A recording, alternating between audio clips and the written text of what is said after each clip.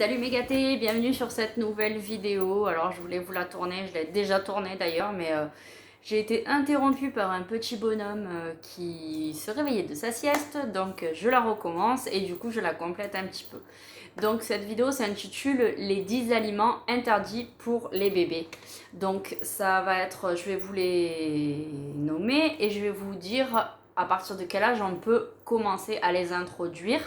Donc voilà, ça dépend vraiment des aliments, je vous expliquerai pourquoi. Et après, si vous voulez de plus amples informations, des choses un peu plus poussées, je vous inviterai à faire vos recherches. Mais vous allez voir, c'est quand même assez intéressant et c'est des choses que on ne sait pas forcément, qu'on ne nous dit pas forcément.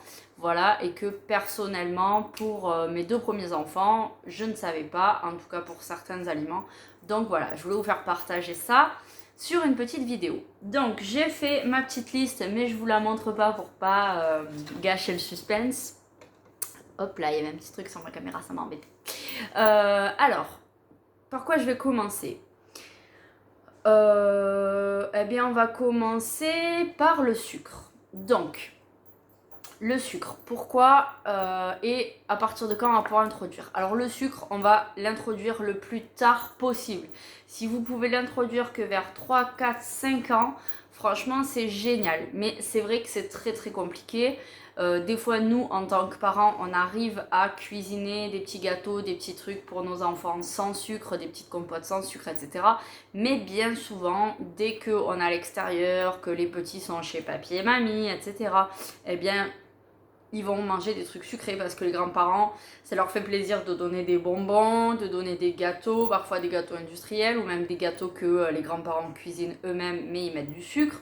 Lorsqu'on fait des petits goûters d'anniversaire à des enfants, il y a toujours des petits bonbons. Donc voilà, on va malheureusement pas toujours pouvoir éviter le sucre, c'est assez compliqué. Mais je pense qu'on peut quand même sensibiliser notre entourage du moins proche, les tontons, les tatas, les papis, les mamies, sur le fait que le sucre c'est pas bon, même en toute petite quantité, même de temps en temps. C'est un excitant pour les tout petits. Ça va vraiment jouer sur leur cerveau et ça va vraiment les exciter et les rendre très très speed, plus difficile à canaliser. Déjà qu'un enfant c'est difficile à canaliser, donc voilà, c'est vraiment pas bon. Et en plus, le problème, c'est que le sucre, c'est très, très addictif. Dès qu'on commence à manger du sucre, on devient vite accro. Il y a des études qui ont été réalisées notamment sur des rats à qui on a proposé des drogues telles que de la cocaïne ou du sucre. Et en fait, on se rendait compte que les rats, eh ben, ils allaient plutôt chercher leur dose de sucre que leur dose de cocaïne. Parce que c'était bien plus addictif le sucre que la cocaïne. Et c'est pour ça que d'ailleurs dans beaucoup d'aliments industriels, on retrouve du sucre, même en très petite quantité, même dans des produits salés, parce que c'est addictif. Donc voilà, ça va permettre du moins aux industriels de nous renvoyer vers ce produit parce qu'on l'a trouvé bon, on l'a trouvé réconfortant, mais c'est parce qu'il y avait du sucre à l'intérieur. Donc voilà, ça nous pousse à la consommation. C'est quelque chose qui va jouer sur le cerveau et notre perception des choses. Donc le sucre le plus tard possible. Et faites attention parce qu'il y en a dans plein de produits pour bébés et ça c'est pas normal. D'ailleurs je trouve que c'est pas normal, mais bon voilà, tous les produits industriels, faites très très attention, lisez bien les compositions. Deuxième aliment, ça va être le sel. Le sel, c'est parce que c'est pas bon pour les enfants, c'est pas bon pour les reins, c'est pas bon pour l'apprentissage du goût aussi. C'est vrai qu'il faut penser à ça. C'est-à-dire que nous, on met du sel en tant qu'exhausteur de goût, mais du coup, effectivement, ça pose des problèmes rénaux. Les enfants ne sont pas aptes au plus jeune âge à manger, à consommer du sel. Donc c'est pareil, si vous pouvez l'introduire le plus tard possible pour des raisons de santé, ça va aussi jouer sur la tension artérielle, etc. Donc voilà, nous on est habitués en tant qu'adultes à manger salé, mais vous allez voir que si vous diminuez doucement vos quantités de sel dans votre alimentation, vous allez finir par pouvoir manger quasiment sans sel. Parce que c'est une habitude que nous avons de consommer des produits salés. Mais les tout petits, eux, ils n'ont pas cette perception du salé ou du sucré. Si vous leur donnez que des produits naturels non transformés, pour eux, c'est bon. Il n'y a pas d'histoire de fade ou de pas fade. Je vois des fois sur des forums des parents qui commencent la diversification de leurs enfants et demandent à mettre des épices pour que ça ait plus de goût. Mais en définitive, le départ, surtout la diversification, c'est fait pour montrer, faire connaître à nos enfants le goût des aliments nus, le goût des aliments tels qu'ils sont.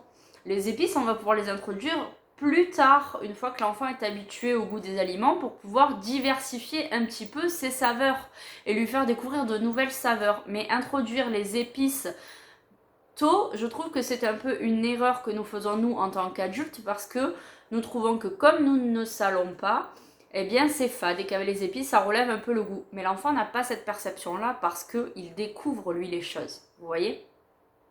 Donc voilà, c'est un peu comme si vous appreniez à conduire pour la toute première fois et quand vous mettez entre les mains une voiture d'exception, une Ferrari ou une Porsche, et quand vous invitez de suite à prendre l'autoroute et à aller au plus profond des capacités de votre voiture. Vous voyez, c'est possible, mais vous n'allez pas forcément apprécier l'expérience. Déjà, ce qu'on apprécie notre première heure de conduite, c'est de découvrir la voiture, comment ça fonctionne, qu'on peut y arriver, que c'est pas si compliqué. Ben voilà, en fait, pour la nourriture, c'est un petit peu pareil. On va commencer par quelque chose de très simple, on va apprendre les bases de chaque aliment, chaque goût, et après, on va pouvoir faire des mélanges et apprécier toutes les saveurs.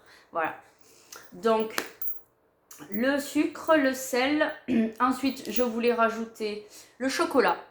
Le chocolat, c'est une grosse erreur qu'on fait souvent. Alors, si vous avez un bébé RGO, donc il y a des régurgitations gastro-œsophagiennes, je vous invite à voir les vidéos sur ce sujet que j'ai tourné et qui sont donc disponibles sur la chaîne.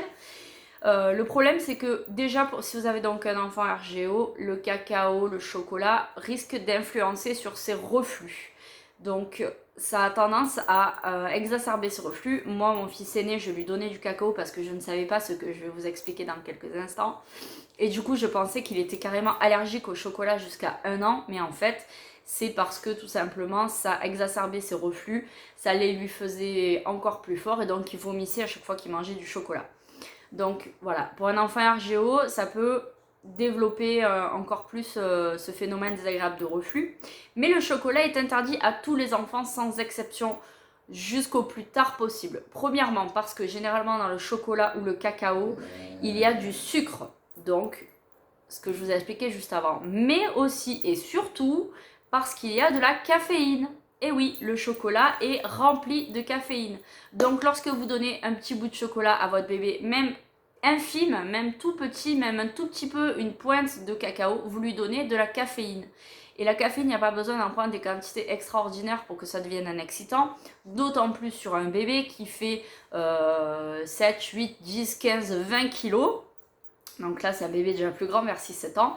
Le chocolat va du coup développer vraiment leur excitation, puisque ils auront fait un plein de caféine. C'est comme si vous buviez un petit café, vous, en tant qu'adulte, qui va vous exciter. Ben voilà, les enfants, ça va faire pareil. Donc, très très attention au chocolat à cause du sucre et surtout à cause de la caféine. C'est très mauvais. Donc, quand vous avez des compléments alimentaires du genre des compléments d'alimentation du genre les blédines et compagnie. D'ailleurs, je vais peut-être même la rajouter, la blédine, je vais vous expliquer pourquoi. Voilà, donc il y aura plus que 8 aliments, vous allez voir. Qu'est-ce que je disais donc? Du coup, le problème, c'est que voilà, lorsque vous donnez par exemple des blédines ou des choses comme ça à partir de 4, 5, 6 mois à vos enfants qui contiennent du chocolat, elles contiennent de la caféine. Du coup, vous donnez ça le soir à votre bébé dans l'espoir qu'il fasse une nuit plus longue parce que ça le cale et au final, vous lui donnez quelque chose qui va l'exciter. Donc, c'est totalement contre-productif de donner du chocolat à un enfant. Donc, on a fait le chocolat, le sucre, le sel, la blédine. Ah bien voilà, je vais vous parler de la blédine. La blédine, c'est quelque chose à proscrire. C'est pas interdit, mais franchement, ça n'a pas d'utilité. On va souvent vous conseiller, d'ailleurs, plus de la part de votre entourage, mais parfois même certains professionnels de santé, de donner de la blédine à votre bébé dès 4 mois ou 6 mois pour épaissir les biberons et le soir les caler plus longtemps. C'est une idée préconçue, c'est une idée reçue, c'est totalement faux. Un bébé qui a le ventre plein et qui est bourré à la blédine ne dormira pas mieux. Déjà et d'une parce que ça va lui gonfler l'estomac et ça va avoir le même effet que si vous mangez une raclette avant d'aller vous coucher, donc ça va peser sur son estomac, ça va être lourd, ça va pas être agréable. Il va peut-être s'endormir mais d'épuisement parce qu'il sera en train de digérer ça difficilement. Et en plus, ça ne va pas l'aider à tenir plus longtemps dans la nuit. La blédine, c'est des céréales et les céréales, c'est généralement des sucres rapides parce que c'est transformé et du coup, ça va le caler peut-être 1 heure de plus, mais ce sera tout. Et en définitive, on ne peut pas demander à un enfant de jeûner pendant 8 à 10 heures alors que nous-mêmes adultes, qui mangeons des quantités beaucoup plus importantes que celles d'un bébé, nous avons déjà du mal à jeûner le matin. Bien souvent, quand on se lève, on a très faim, on se prend un bon petit-déj parce qu'on a vraiment faim. Donc ne demandons pas à un bébé qui a un estomac qui est tout petit, qui doit faire à peu près cette taille, d'être calé toute une nuit et de ne pas se réveiller, même s'ils ont 2 ou 3 ans. C'est quelque chose de normal, le fait de se réveiller pour demander à encore un biberon ou même un petit peu d'eau pour se caler. Voilà, c'est quelque chose qui est normal. Les enfants ne sont pas prévus pour jeûner. Bien évidemment, certains enfants font leur nuit même dès la naissance. Personnellement, ma fille, dès sa naissance, dès son premier jour de vie, dormait 12 heures. 12 heures. On m'obligeait à la maternité à la réveiller, chose que j'ai fait une seule fois, la première nuit, et après je ne l'ai plus jamais réveillée. Et elle dormait 12 heures. Elle faisait un jeûne de 12 heures, il n'y avait pas de problème. Le matin, par contre, attention, dès la naissance, elle s'enquillait un gros biberon de 120 millilitres, alors qu'elle avait un estomac tout petit. Mais voilà, j'écoutais mon bébé. Elle n'avait pas besoin de manger la nuit. Par contre, après, dans la journée, c'était un peu différent. Donc voilà, mais la blédine n'aidera pas votre bébé à faire de meilleures nuits. C'est une idée reçue. Autre chose, la blédine, ça augmente vraiment le risque d'obésité à l'âge adulte. C'est un facteur déclenchant de l'obésité plus tard parce que c'est très sucré, parce que voilà, vous donnez au corps de votre bébé dès le plus jeune âge des aliments qui ne sont pas adaptés réellement à sa biologie, qui n'ont pas vraiment d'utilité. C'est comme si vous donniez du sucre tout simplement à votre enfant et plus tard ils vont développer des phénomènes d'addiction et risque de tendre vers l'obésité. Donc bien sûr, tous les enfants qui ont eu de la blédine petite ne deviennent pas des adultes obèses, mais attention, ça peut développer ces phénomènes-là sur vos enfants plus tard. Donc il faut le savoir. Du coup, ensuite, un autre aliment qui est vraiment à proscrire, c'est le miel. Le miel, on va éviter de le donner jusqu'à 1 an, voire 18 mois. Même un petit peu plus tard, franchement, si c'est possible, si vous arrivez à faire 100, c'est pas plus mal. Le miel, en dehors, en deçà du fait que ce soit sucré, même si c'est un aliment naturel, le problème ne vient pas réellement du fait que ce soit sucré. Le problème, c'est le risque de botulisme. Le miel, bien souvent, est consommé cru. Donc, il est extrait de la ruche, mis en pot et consommé. Le souci, c'est qu'il y a une bactérie qui peut persister dans le miel, qui s'appelle, je ne sais plus, j'ai un trou de mémoire, mais bref, cette bactérie sécrète une toxine qui s'appelle la toxine botulique. C'est la fameuse toxine du Botox que les femmes ou les hommes d'ailleurs se font injecter dans le visage pour réduire les rides, repulper les lèvres, etc. Sachez que cette quantité est infime parce que la toxine botulique est une des toxines les plus dangereuses au monde. Une infime quantité peut tuer un être humain et c'est donc pour ça qu'on va éviter de donner du miel aux enfants et notamment du miel cru parce qu'ils risquent d'attraper le botulisme et donc de décéder. C'est des choses qui arrivent encore, même en France à l'heure actuelle, donc on évite. Si vous désirez de donner du miel à votre enfant, après 1 an, 2 ans, parce que voilà, déjà on va essayer d'attendre pour le côté sucré, mais si vous décidez de donner du miel parce que par tradition, vous faites des gâteaux à base de miel, etc., donnez toujours du miel cuit.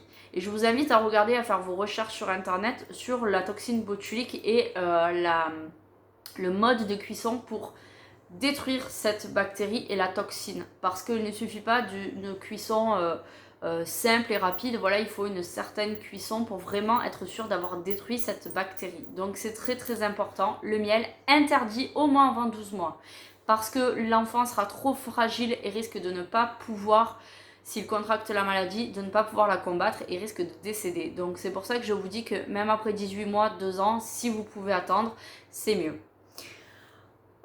Ensuite, les œufs. Les œufs, c'est interdit pour les enfants jusqu'à 5-6 ans même, s'ils ne sont pas cuits à cœur. Alors, perso, je donne des œufs baveux à mes enfants depuis déjà quelques temps. Je n'avais jamais vraiment pris conscience qu'il fallait les cuire à cœur. Maintenant que je le sais, j'y fais attention et encore plus pour mon petit tout qui n'a que 10 mois. Mais les œufs crus ou coulants, c'est interdit pour les enfants. J'ai déjà vu et entendu des gens dire oui mais moi j'ai des poules, je donne des œufs frais. Ça n'a rien à voir. Le problème des œufs c'est que ils peuvent contenir la salmonelle. C'est une bactérie aussi qui une fois ingérée risque de donner la salmonellose. Et du coup pareil il y a des risques de décès. Et le plus difficile encore je pense, c'est plus difficile mais si votre enfant contracte la salmonellose il peut à tomber malade très gravement et mourir après plusieurs années. C'est-à-dire que les malades de la salmonellose ne décèdent pas forcément rapidement, en plus après l'avoir contracté. Ils vont contracter une maladie qui va créer des dégénérescences, entre autres neurologiques, plein de soucis, et votre enfant décédera aux suites d'une maladie longue et difficile. Donc c'est très grave. Donc pas de cru ou de mal cuit ou pas cuit à cœur. C'est très important. Du coup, j'enchaîne sur un nouvel aliment, deux nouveaux aliments qui sont les laitages et les fromages crus pour la même raison. Et du coup, je vais même inclure là-dedans les viandes crues parce que elles peuvent aussi contenir la salmonellose, même si vous savez d'où provient la viande, même si vous achetez le lait chez un producteur, etc. Si le lait n'a pas été UHT ou stérilisé, il y a des risques pour votre enfant. Donc pas de produits crus. Ainsi, j'en arrive à un nouvel aliment qui, pour les mêmes raisons, ne doit pas être consommé cru. Ce sont les fruits de mer et le poisson. Voilà, donc si vous êtes amateur de sushi et que vous voulez faire découvrir ça à vos enfants, attendez qu'ils aient 4, 5, 6 ans. Surtout, vous êtes, vous les parents, vous savez si vos enfants sont plus ou moins fragiles, si ils ont tendance à laisser traîner leur rhume, leur maladie, etc., qu'ils ont un système immunitaire qui est vraiment fragile. Attendez le plus tard possible pour introduire ces aliments crus parce que vous faites prendre des risques sanitaires à vos bébés. Ensuite, un dernier aliment, donc normalement je devais conclure là-dessus, c'était l'eau. L'eau, c'est interdit aux enfants de moins de 6 mois. Pourquoi ? Parce que l'eau, tout simplement, c'est un très bon aliment, hein. On fait pousser toutes les plantes grâce à l'eau. C'est la seule boisson avec le lait maternel qui sont obligatoires dans la vie d'un être humain pour pouvoir se développer. Mais le problème, c'est que les bébés ne sont pas faits pour digérer l'eau seule. L'eau mélangée à du lait en poudre, oui, il n'y a pas de problème, votre bébé va pouvoir la digérer, mais l'eau seule, il ne va pas pouvoir avant 6 mois. Cela va être trop difficile à filtrer pour ses reins. Alors ça peut paraître contradictoire effectivement parce qu'on se dit que le lait, que ce soit le lait maternel ou le lait maternisé, enfin les PCN, les produits commerciaux pour nourrissons, sont mélangés à de l'eau ou composés d'eau, mais le fait qu'il y ait un mélange, il y a une réaction chimique qui fait que le bébé va pouvoir, les reins du bébé vont pouvoir filtrer cette eau mélangée au lait, etc. Mais l'eau seule, ça va être trop difficile. Ça va faire travailler les reins de votre enfant à vide. Donc pour ceux qui habitent dans des pays chauds ou qui ont des bébés qui naissent dans les mois les plus chauds de l'année, avant 6 mois, si vous avez la sensation que votre bébé a soif, si vous allaitez, donnez-lui le sein plus régulièrement pour éviter la déshydratation, il n'y a pas de problème. Ou alors, donnez-lui de l'eau mélangée avec des PCN, des laits en poudre. Voilà, et vous allez hydrater votre bébé de la même façon, mais ça ne sera pas nocif pour ses petits reins. L'eau seule, c'est nocif, c'est toxique. Faites vos recherches. Il y a malheureusement beaucoup de professionnels de santé qui proposent de donner une petite cuillerée d'eau à un bébé dès 1 mois, 2 mois quand il fait chaud. C'est une erreur monumentale. Il ne faut pas faire ça. Le lait, c'est un très bon hydratant. En plus, l'avantage, c'est que dans le lait, qu'il soit maternel ou dans les PCN, il y a tout ce qu'il faut. Il y a des sels minéraux. Donc, si votre bébé se déshydrate, lorsque vous lui complétez pour l'hydrater avec du lait maternel ou des PCN, vous allez lui apporter des sels minéraux qui vont aider le bébé à se régénérer et à mieux s'hydrater. Vous allez lui apporter plein de bonnes choses. Il vaut mieux fragmenter les biberons si du coup vous lui donnez plus souvent du lait. Vous allez voir qu'il va moins prendre des biberons en grosse quantité, mais il va les fragmenter. Donc il vaut mieux avoir plusieurs petits biberons au cours de la journée pour éviter la déshydratation qu'un gros biberon de temps en temps ou des prises de sein plus espacées. Voilà, n'hésitez pas à proposer du lait ou le sein à chaque fois qu'il fait trop chaud. Mais sinon, c'est une erreur. Voilà, donc là, c'était tous les aliments interdits pour les bébés entre la naissance et 4-5 ans en fonction des aliments. Je voulais vous ajouter un aliment bonus. Alors, c'est pas vraiment un aliment bonus, c'est plutôt des aliments bonus qui sont les aliments ronds. On va éviter les aliments ronds pour les enfants jusqu'à 3 voire 4 ans. Alors ça va être bien sûr, vous savez, les cacahuètes, les noisettes, les amandes, etc. Tous ces aliments qui sont durs à mâcher, qui sont petits et qui en fait font la taille de la trachée de votre enfant. Donc s'il a du mal à mâcher ou qu'il mâche de travers parce qu'il est distrait, vous lui parlez, quelqu'un lui parle, il se tourne, il oublie de mâcher, il avale ou simplement, vous savez, la surprise fait qu'il peut avaler, ça risque de se coincer dans sa trachée et de bloquer ses voies respiratoires. Donc il pourrait s'étouffer. Si les aliments sont même plus petits, ils pourraient descendre plus profond, donc pas forcément s'étouffer, mais créer des risques infectieux parce qu'un aliment coincé dans les bronches peut devenir infectant. Donc il va falloir faire des traitements, etc. Donc c'est très dangereux. Mais il n'y a pas que ces aliments-là que l'on connaît. Par exemple, si vous avez l'habitude de donner des knackis, qu'elles soient d'origine animale ou végétale, à vos enfants, eh bien il va falloir plutôt les couper dans le sens de la longueur, en 2 ou en 4, plutôt que de donner les knackis entières ou coupés directement en rondelles. Parce que justement, pareil, c'est la forme de la trachée. Donc votre enfant, s'il prend la knacki qui croque dedans, il va faire un morceau qui ressemble à un genre de petit bouchon. Et s'il l'avale de travers, eh bien ça risque de se coincer dans ses bronches.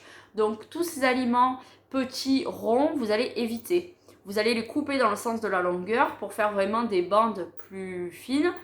Et lorsque votre bébé va croquer, il y a moins de risque d'étouffement. C'est les préceptes d'ailleurs de base en DME lorsque vous faites donc la diversification menée par l'enfant. Je vous ferai une vidéo à ce sujet. C'est une nouvelle façon, enfin c'est pas une nouvelle façon, mais c'est une façon qui arrive de plus en plus dans le domaine parental, qui se propose de plus en plus aux nouveaux parents pour l'introduction de l'alimentation. Donc c'est ou les purées ou la DME, donc les aliments solides donnés directement, mais il y a des préceptes à suivre, comme par exemple ne pas donner d'aliments ronds s'ils ne sont pas coupés. Donc ça va être par exemple aussi les raisins, les tomates cerises. On ne va pas les donner entières au bébé, même s'ils se débrouillent très bien. On va les couper en 4 de façon à éviter que, en cas de fausse route, les produits se bloquent dans la trachée et surtout bloquent la respiration.